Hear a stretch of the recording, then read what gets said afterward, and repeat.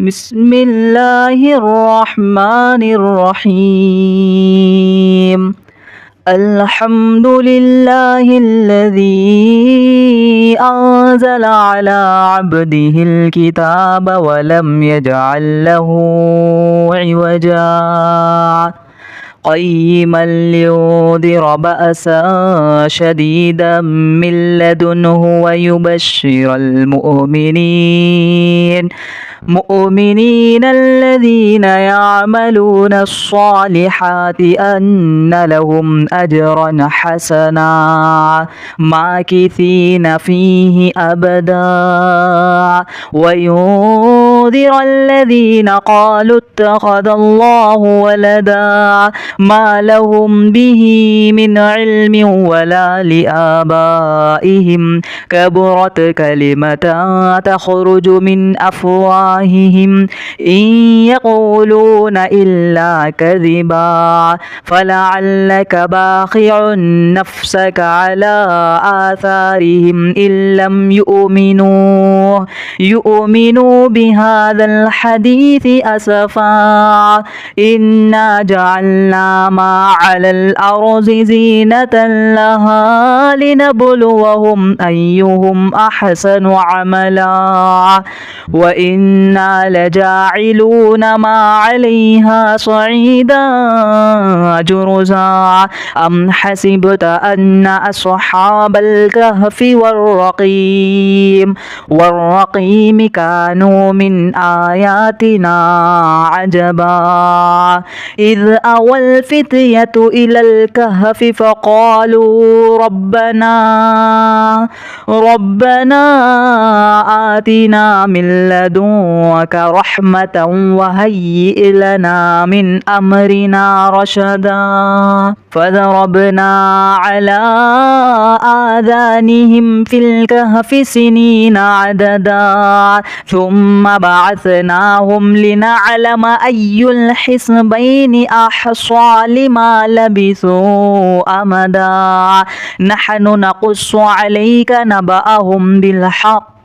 إنهم فتية آمنوا بربهم وزدناهم هدى وربطنا على قلوبهم إذ قاموا فقالوا ربنا رب السماوات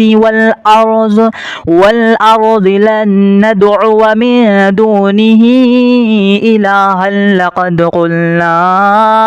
إذا شططا هؤلاء قوم اتخذوا من دونه آلهة لولا يأتون عليهم بسلطان بين فمن أظلم ممن افترى على الله كذبا وإذ اعتزلتموهم وما يعبدون إلا الله فأووا إلى الكهف ينشر لكم ربكم من رحمته ويهيئ لكم من أمركم مرفقا وترى الشمس إذا طلعت تزاور عن كهفهم ذات اليمين وإذا غربت تقرضهم ذات الشمال وهم في فجوة من ذلك من آيات الله من يهد الله فهو المهتد ومن يضلل فلن تجد له وليا مرشدا وتحسبهم أيقاظا وهم رقود ونقلبهم ذات اليمين وذات الشمال وكلبهم باسط ذراعيه بالوصيد لو اطلعت عليهم لوليت منهم فرارا ولملئت منهم رعبا وكذلك بعثناهم ليتساءلوا بينهم قال قائل منهم كم لبثتم قالوا لبثنا يوما أو بعد يوم قالوا ربكم أعلم بما لبثتم فابعثوا أحدكم بورقكم هذه إلى المدينة فلينظر أيها أزكى تركا طعاما فليأتكم برزق منه وليتلطف ولا يشعرن بكم أحدا إنهم إن يظهروا عليكم يرجموكم أو يعيدوكم في ملتهم ولا تفلحوا إذا أبدا وكذلك أعثرنا عليهم ليعلموا أن وعد الله حق وأن الساعة لا ريب فيها إذ يتنازعون بينهم أمرهم فقالوا ابنوا عليهم بنيانا ربهم أعلم بهم قال الذين غلبوا على أمرهم لنتخذن عليهم مسجدا سيقولون ثلاثة رابعهم كلبهم ويقولون خمسة سادسهم كلبهم رجما بالغيب ويقولون سبعة وثامنهم كلبهم قل ربي أعلم بعدتهم ما يعلمهم إلا قليل فلا تمار فيهم إلا مراء ظاهرا ولا تستفت فيهم منهم أحدا ولا تقولن لشيء إني فاعل ذلك غدا إلا أن يشاء الله واذكر ربك إذا نسيت وقل عسى أن يهديني ربي لأقرب من هذا رشدا ولبثوا في كهفهم 300 سنين وازدادوا 9 قل الله أعلم بما لبثوا له غيب السماوات والأرض أبصر به وأسمع ما لهم من دونه من ولي ولا يشرك في حكمه أحدا واتل ما أوحي إليك من كتاب ربك لا مبدل لكلماته ولا تجد من دونه ملتحدا واصبر نفسك مع الذين يدعون ربهم بالغداة والعشي يريدون وجهه ولا تعد عيناك عنهم تريد زينة الحياة الدنيا ولا تطع من أغفلنا قلبه عن ذكرنا واتبع هواه وكان أمره فرطا وقل الحق من ربكم فمن شاء فليؤمن ومن شاء فليكفر إنا أعتدنا للظالمين نارا أحاط بهم سرادقها وإن يستغيثوا يغاثوا بماء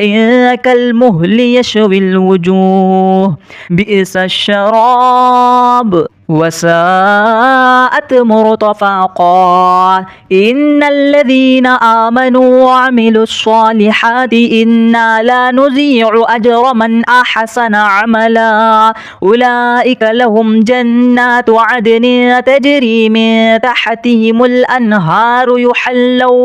يحلون فيها من أساور من ذهب ويلبسون ثيابا خضرا من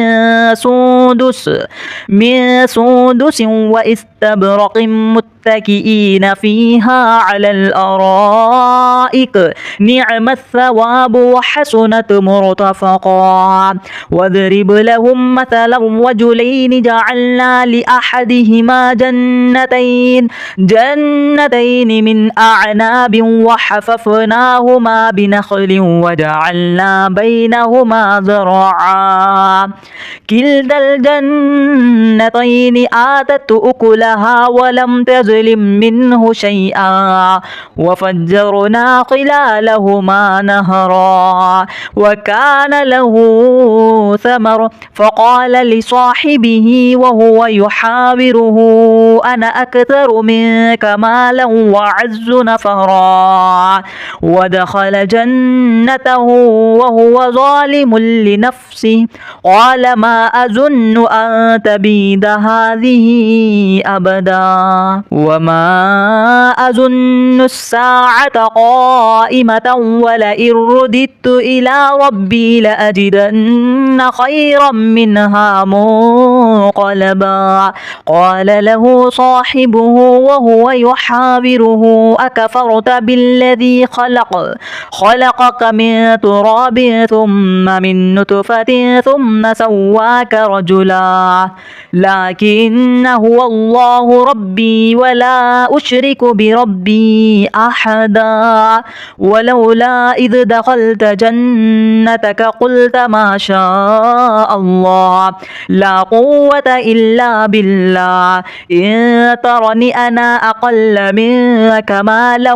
وولدا فعسى ربي أن يؤتيني خيرا من جنتك ويرسل عليها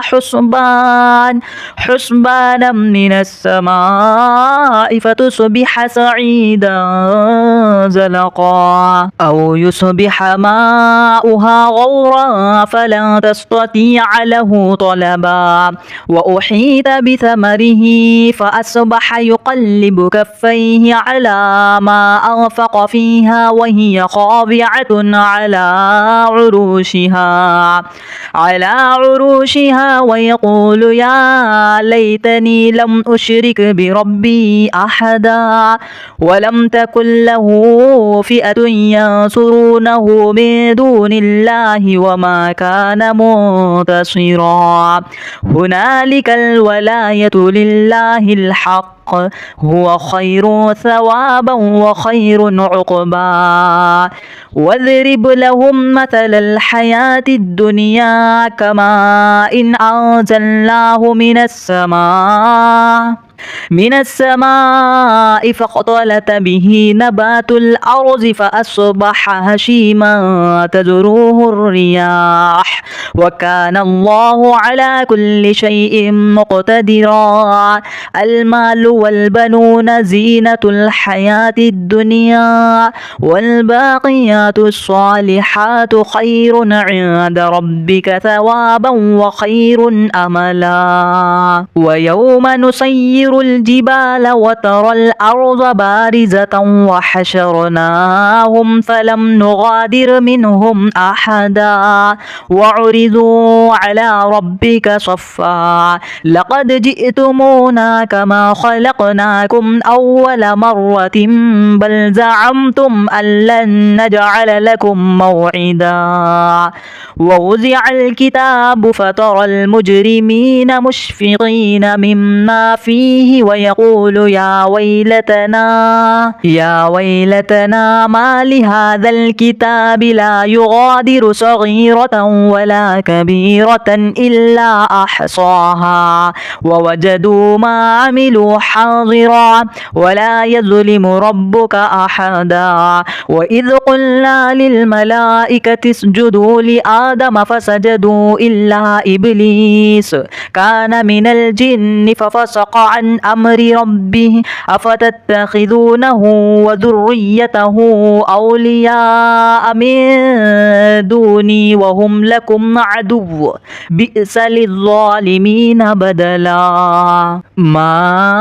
أشهدتهم خلق السماوات والأرض ولا خلق أنفسهم وما كنت متخذ المضلين عضدا ويوم يقول نادوا شركائي الذين زعمتم فدعوهم فلم يستجيبوا لهم وجعلنا بينهم موبقا ورأى المجرمون النار فظنوا أنهم مواقعها ولم يجدوا عنها مصرفا ولقد صرفنا في هذا القرآن للناس من كل مثل وكان الإنسان أكثر شيء جدلا وما منع الناس أن يؤمنوا إذ جاءهم الهدى ويستغفروا ربهم إلا أن تأتيهم سنة الأولين أو يأتيهم العذاب قبلا وما نرسل المرسلين إلا مبشرين ومنذرين ويجادل الذين كفروا بالباطل ليدحضوا به الحق واتخذوا آياتي وما أنذر هزوا ومن أظلم ممن ذكر بآيات ربه فأعرض عنها ونسي ما قدمت يداه إنا جعلنا على قلوبهم أكنة أن يفقهوه وفي آذانهم وقرا وإن تدعهم إلى الهدى فلن يهتدوا إذا أبدا وربك الغفور ذو الرحمة لو يؤاخذهم بما كسبوا لعجل لهم العذاب بل لهم موعد لن يجدوا من دونه موئلا وتلك القرى أهلكناهم لما ظلموا وجعلنا لمهلكهم موعدا وإذ قال موسى لفتاه لا أبرح حتى أبلغ مجمع البحرين أو أمضي حقبا فلما بلغ مجمع بينهما نسي حوطهما فاتخذ سبيله في البحر سربا فلما جاوز قال لفتاه آتنا غداءنا لقد لقينا من سفرنا هذا نصبا قال أرأيت إذ أوينا إلى الصخرة فإني نسيت الحوت وما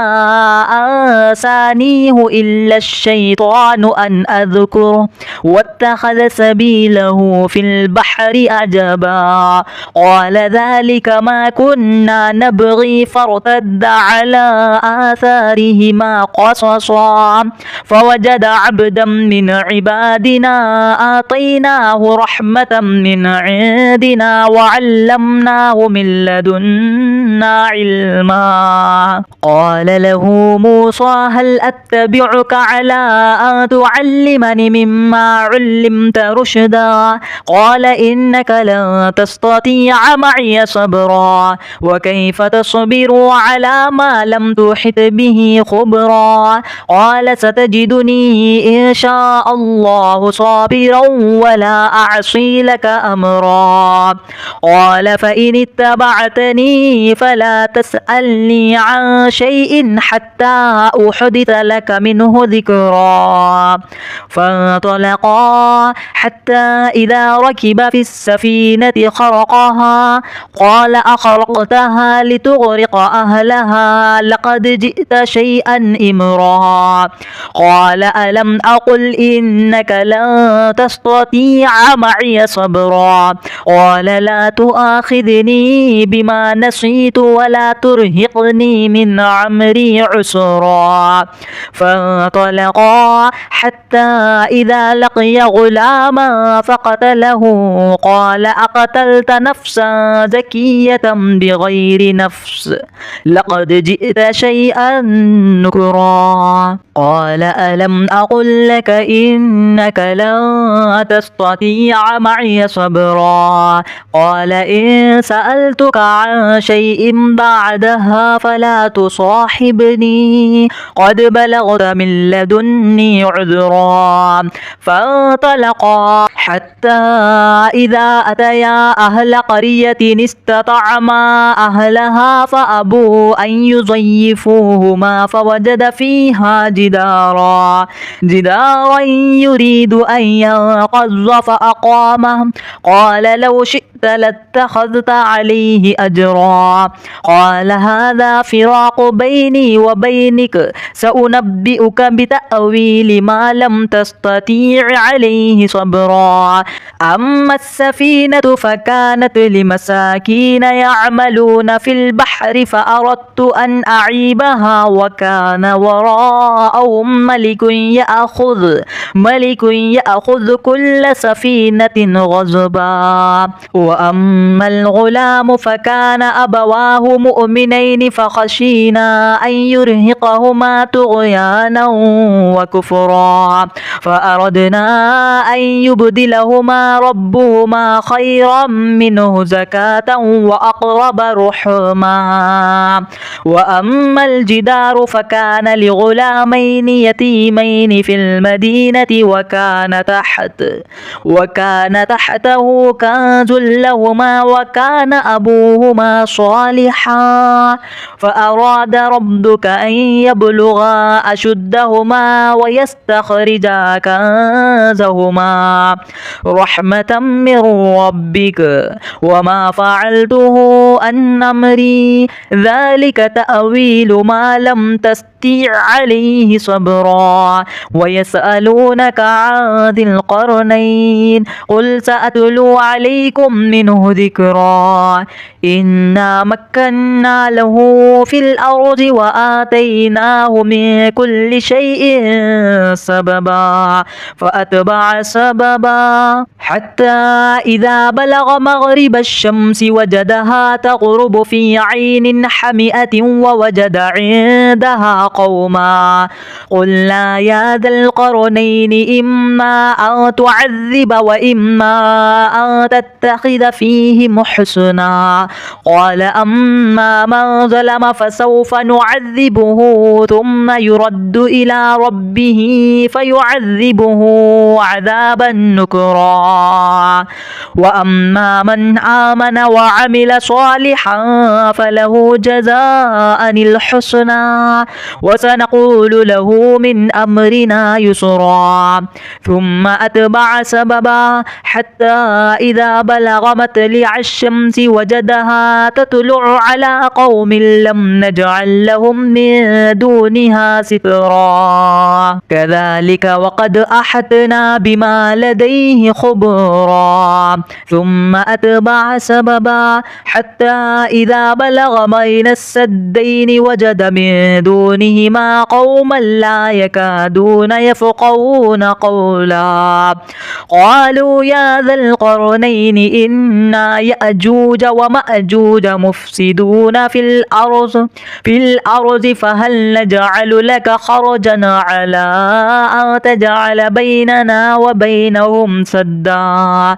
قال ما مكني فيه ربي خير فأعينوني بقوة أجعل بينكم وبينهم ردما آتوني زبر الحديد حتى إذا ساوى بين السدفين قال انفخوا حتى إذا جعله نارا قال آتوني أفرغ عليه قطرا فما استطاعوا أن يظهروه وما استطاعوا له نقبا قال هذا رحمة من ربي فإذا جاء وعد ربي جعله دكا وكان وعد ربي حقا وتركنا بعضهم يومئذ يموج في بعض ونفخ في الصور فجعلناهم جماعا وأعرضنا جهنم يومئذ للكافرين عرضا الذين كانت أعينهم في غطاء عن ذكري وكانوا لا يستطيعون سمعا أفحسب الذين كفروا أن يتخذوا عبادي من دوني أولياء إنا أعتدنا جهنم للكافرين نزلا قل هل ننبئكم بالأخسرين أعمالا الذين ضل سعيهم في الحياة الدنيا وهم يحسبون أنهم يحسنون صنعا أولئك الذين كفروا كفروا بآيات ربهم ولقائه فحبطت أعمالهم فلا نقيم لهم يوم القيامة وزنا كذلك جزاؤهم جهنم بما كفروا واتخذوا آياتي ورسلي هزوا إن الذين آمنوا وعملوا الصالحات كانت لهم جنات الفردوس نزلا خالدين فيها لا يبغون عنها حولا قل لو كان البحر مدادا لكلمات ربي لنفد البحر قبل أن تنفد كلمات ربي ولو جئنا بمثله مددا